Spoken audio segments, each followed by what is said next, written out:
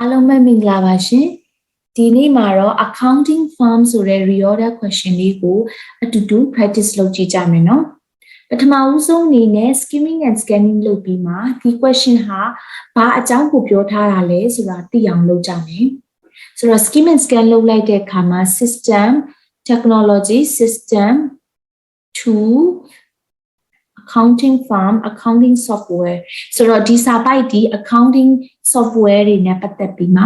ပြောထားတဲ့အကြောင်းဖြစ်နေဆိုတော့သိရတယ်။ဘာဖြစ်လို့လဲဆိုတော့ဒီမှာ software ဖြစ်တဲ့ပြင် system တို့ tools တို့ technology တို့ဒါတွေကိုပြောထားတဲ့အတွက်ကြောင့်မလို့ဒီစာပိုက်ဒီ accounting software ကိုပြောတဲ့စာပိုက်ဖြစ်နေ။ဒါပြီးရင်တော့ topic sentence ကိုရှာမယ်။ topic sentence ရှာနည်းကတော့အမြဲတမ်းစာကြောင်းကြီးရဲ့အစာပိုင်းလေးတွေကိုဖတ်ကြည့်ပြီးမှ topic sentence ရှာမယ်။ပထမဦးဆုံး this system ဆိုတော့ဒါ topic sentence မဟုတ်နိုင်ဘူး this တို့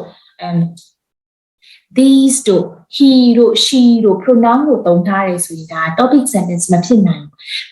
ဘူးများတယ်ပေါ့ဘာလို့လဲဆိုတော့သူကတခုခုကိုရည်ညွှန်းထားတာဖြစ်တဲ့အတွက်ကြောင့်မလို့အရှိမအကြောင်းအရာတစ်ခုခု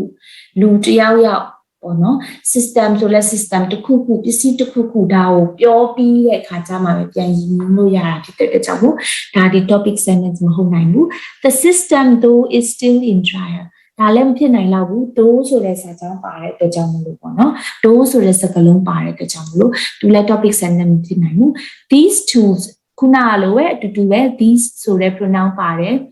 ဆိုတော့these ဆိုတဲ့စကားလုံးလေးပါတယ်ဆိုတော့သူဒီလည်း topic sentence ဖြစ်နိုင်ဘူး for accounting firm is there really an efficient way to manage clients ဒီစာကြောင်းကတော့ question เนาะ question ဆိုတော့မတေချာသေးဘူးခဏလေးထားမယ် well there is accounting software that describe a type of application software ဒါကတော့ well နဲ့စရဲဆိုတော့သူကတခုခုကိုပြန်ဖြေတဲ့အဖြေလိုမျိုးဖြစ်လောက်တယ်ဆိုတော့ဒီစာပိုက်လေးက question and answer approach အရာပေါ့နော်မေးခွန်းလာမယ်ပြီးတော့အဖြေလာမယ်ဆိုတာမျိုးဖြစ်လောက်တယ်ဒါပေမဲ့လည်းဖတ်ကြည့်မယ် accounting firm အတွက် is there really an efficient way to manage clients ဆိုတော့ဒီမေးခွန်းကိုမေးလိုက်တဲ့အခါမှာ well ရှိပါတယ် there is accounting software that describe a type of application software that records and processes accounting transition within functional modules ဒါသူရဲ့အဖြေပေါ့နော် clients တွေအတွက် efficient way ဖြစ်တဲ့ manage clients လို့ efficient way ရှိတယ်လားဆိုရှိပါတယ် accounting software ရှိတယ်နောက်ဒီ accounting software ကဘာလုပ်ပေးတယ်လဲဆိုတော့သူက application software ဖြစ်ပြီးမှသူက record လုပ်တဲ့ process လုပ်ပေးတဲ့ accounting transition ကိုပေါ့နော်သူ့ကိုပြန်ရှင်းပြထားတာဟုတ်ပြီဒီသူတို့နှစ်ခုအတွဲရသွားပြီဆိုရင်နောက်ထပ်အတွဲကိုထပ်ရှာမယ် the system these two ကမပြောသေးဘူး the system တို့က this system ပြီးမှပဲလာတာဖြစ်နိုင်တော့တဲ့အတွက်ကြောင့်မလို့ this system ကိုအရင်ယူလိုက်မယ် this system enables firms to connect manage and synchronize clients information using high technology tools ဆိုတော့ဒီ system ခုနပြောတဲ့ application software က connect manage synchronize လုပ်တဲ့ clients တွေရဲ့ information ကိုဆိုတော့ဒါဒီသူပြန်ပြောထားတာဟုတ်ပြီဒါပြီးသူရဲ့အတွဲရှာမယ် the system though these two ဆိုတော့ these two ဖြစ်လောက်တယ် matching words approach အရာပေါ့နော်ဒီမှာ technology tools they are subject object approach เนาะ matching words ဒါပေမဲ့ subject object approach ဒီမှာ high technology tools ဒီမှာ these tools ဆိုတော့ဒီဟာဒီ subject object approach အရာပေါ့နော် these tools will be so user-friendly that employers can easily handle just like playing on a social network platform. The tools they are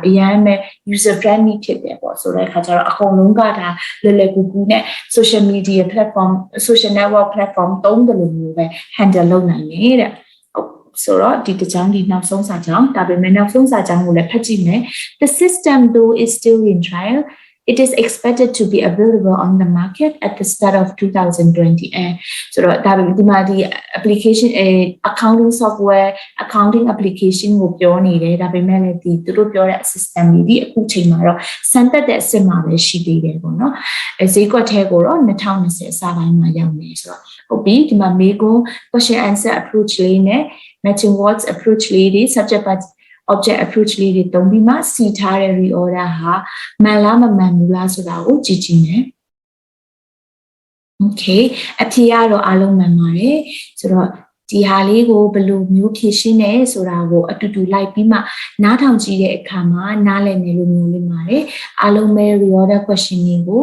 လွယ်လွယ်ကူကူနဲ့အဖြေမှန်မှန်နဲ့ဖြေဆိုနိုင်ကြပါစေ